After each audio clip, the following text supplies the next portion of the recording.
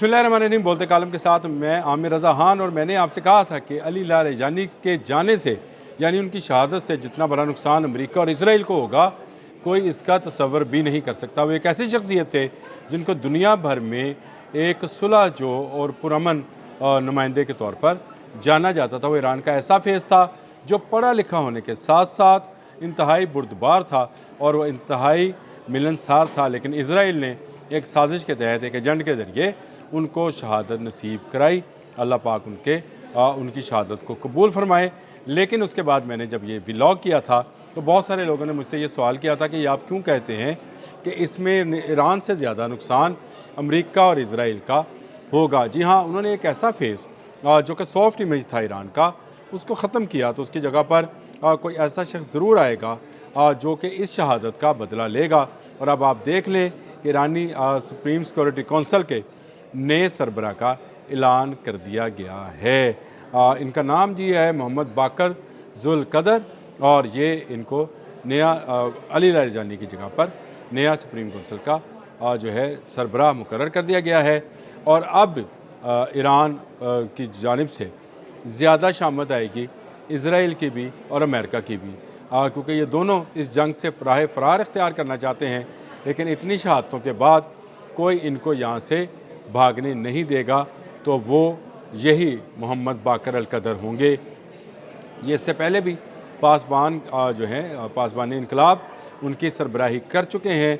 इंतहाई समझा जाता है कि संजीदा और सख्त मिजाज के शख्स हैं। ये इससे पहले एक्सपीडिएंसी कौंसिल जो थी उसके भी रुकन उसके भी सरबराह रहे हैं, फ़ौजी कमांडर रहे हैं, और एक तजर्बाकार शख्सियत के हामिल शख्स हैं। ये वो हैं जो आके अपने से साबका जो सुप्रीम सिक्योरिटी कौंसिल के सरबराह थे अली लारेजानी, उनका बदला लेंगे। ख़बरें बहुत सारी हैं, मुझे इस खबर को भी डिस्कस करना है कि ये खबर भी है कि लबनान से ईरानी सफ़ीर को निकाला गया। सऊदी अरब से जो मिलिट्री अताशी निकाले गए 5 ईरान के, उसको मैंने डिस्कस अभी तक नहीं किया था। लेकिन आहिस्ता आहिस्ता इसराइल दबाव बढ़ा रहा है ताकि ये ममालिक जो हैं ईरान के साथ राब्ते ख़त्म करते चले जाएँ। इसमें उसका फ़ायदा है। लबनान वाली ख़बर अभी तक मुझे कन्फर्म नहीं हुई, लेकिन ये बात कन्फर्म है कि हिज़्बुल्लाह जो है रोज़ाना के बुनियाद पर इजरायली टैंकों और फ़ौजियों के लिए मौत का सामान कर रहा है। चाहे ये पुल उड़ाते चले जाएँ लेबनान के अंदर, और लेबनान गवर्नमेंट पर जितना मर्ज़ी दबाव बनाएँ, अभी तक वहाँ पर ईरानी सफ़ीर जो हैं मौजूद हैं। हाँ, एक होटल पर हमले के नतीजे में 4 ईरानी सफारतकार जो थे सफारती अमले के रुकन जो थे उनको शहादत ज़रूर नसीब हुई थी, लेकिन हिज़्बुल्लाह ने उसका बदला भी रॉकेटों की सूरत में ले लिया था। अब आ जाएँ उसी तरफ कि नए सरबराह जो हैं सिक्योरिटी कौंसिल के सलामती सिक्योरिटी कौंसिल के, तो ये एक जहां दीदा जर्नल हैं जो इससे पहले बहुत सारे महाज़ों पर लड़ चुके हैं। अली लारेजानी की तरह ये भी एक ऐसी शख्सियत है जो आने वाले दिनों में ईरान के लिए और ज़्यादा कामयाबियाँ समेट सकती है। लेकिन अली लारेजानी का सबसे बड़ा फ़ायदा ये था कि वो एक सॉफ्ट इमेज रखते थे, और उनके सॉफ्ट इमेज की वजह से ही दुनिया उनकी बात सुनती थी। और जब पाकिस्तान भी आए थे तो उन्होंने कहा था कि हम सफ़ेद कागज़ पर लिख कर देते हैं कि हम पाकिस्तान के साथ हैं और पाकिस्तान के मफादात का तहफ़्फ़ुज़ करेंगे। उन्हीं का लगाया हुआ पौधा है कि आज पाकिस्तान जो है ईरान और अमेरिका के दरमियान जो सारसी है वो करने को तैयार हुआ है। यानी ईरान के साथ जो पाकिस्तान की इस वक्त कुर्बतें हैं उसमें अली लारेजानी का बहुत बड़ा हाथ है। उम्मीद है मोहम्मद बाकर अल कदर जो हैं जुल कदर जो हैं ये भी इसी तरह के शख्सियत साबित हों, लेकिन इनका जो माजी है वो ज़रा ज़्यादा सख्त है, क्योंकि एक ऐसे शख्स की शहादत जिसको उसका ईरान का फेस समझा जाता था, उसके बाद एक ऐसी शख्सियत की ज़रूरत थी जो आए और फिर इसराइल और अमेरिका को मज़ा चखाए। और यही मेरा उस व्लॉग में जब अली लारेजानी को शहीद किया गया था तो मैंने कहा था कि ईरान का कम अमेरिका और इसराइल का ज़्यादा बड़ा नुकसान होगा। मुश्तबा हमनाई ने इनके जो है तकर्री का बाकायदा इजाज़त दी, उनसे इजाज़त ली गई है, तकर्री की इजाज़त दे दी गई है। अब आप देखेंगे कि मज़ीद महाज़ जो हैं खुलेंगे और मज़ीद महाज़ों पर ईरान का डंका बजेगा, चाहे वो मिडल ईस्ट है, चाहे इसराइल है, چاہے آبنۂ ہرمز میں کھڑے جہاز ہیں امریکہ کے، وہ اس طرف بحرین کی سائڈ پر، ان پر بھی حملہ کیا جائے گا۔ ان کے آنے کے بعد ہی حملوں میں مزید تیزی آئے گی، اور یہ تیزی جو ہے یہ امریکہ اور اسرائیل کے لیے دونوں کے لیے خطرے کی گھنٹی بجا دے گی۔ ریڈ پوائنٹ جو ہے وہ لگ جائے گا۔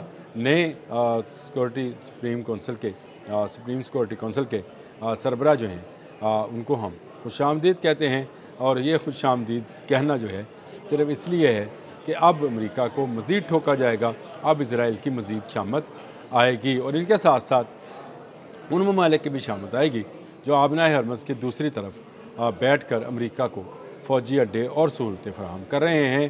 اب جنگ جو ہے مزید بھڑکے گی۔ اگر جنگ مزید نہ بھڑکی تو اس کا صرف ایک وجہ ہوگی، اور وہ وجہ پاکستان ہے، جو اس وقت چاہتا ہے کہ یہ جنگ بند ہو، آبنائے ہرمز کھلے، جس طرح پہلے کاروبار چل رہا تھا اسی طرح سے یہ کاروبار چلتا رہے۔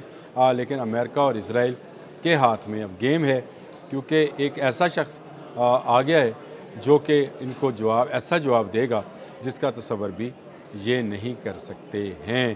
ایران نے ان کے آنے کے بعد مزید میزائل جو ہیں وہ فائر کیے ہیں، اور یہ میزائل جو ہیں ٹھکانوں پر جا کر لگے ہیں۔ کویت میں بھی حملہ کیا گیا ہے، جہاں پر امریکی فوجی اڈے موجود ہیں، اور اس کے علاوہ یہ بھی اعلان کیا گیا ہے کہ اب اگر ایران پر حملہ کیا گیا یا محمد باقر جو ہیں ذوالقدر ان پر حملہ کیا گیا تو پھر کوئی نہیں بچے گا، نہ مڈل ایسٹ میں، نہ اسرائیل میں، اور نہ امریکہ میں۔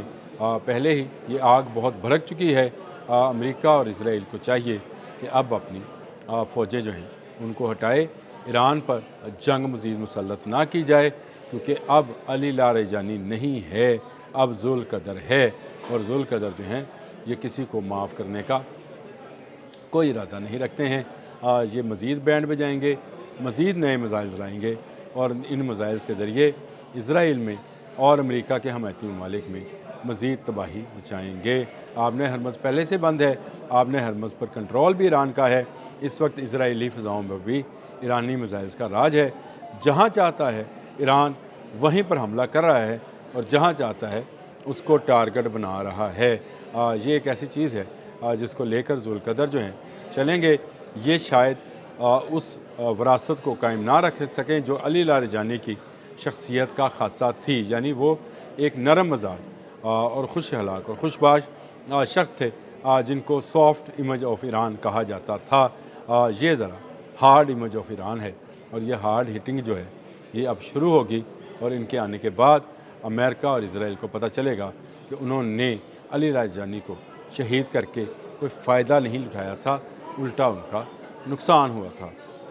ہم ذوالقدر کو ایک مرتبہ پھر خوش آمدید کہتے ہیں۔ اس کے ساتھ ہی مجھے اجازت دیجیے، اللہ حافظ۔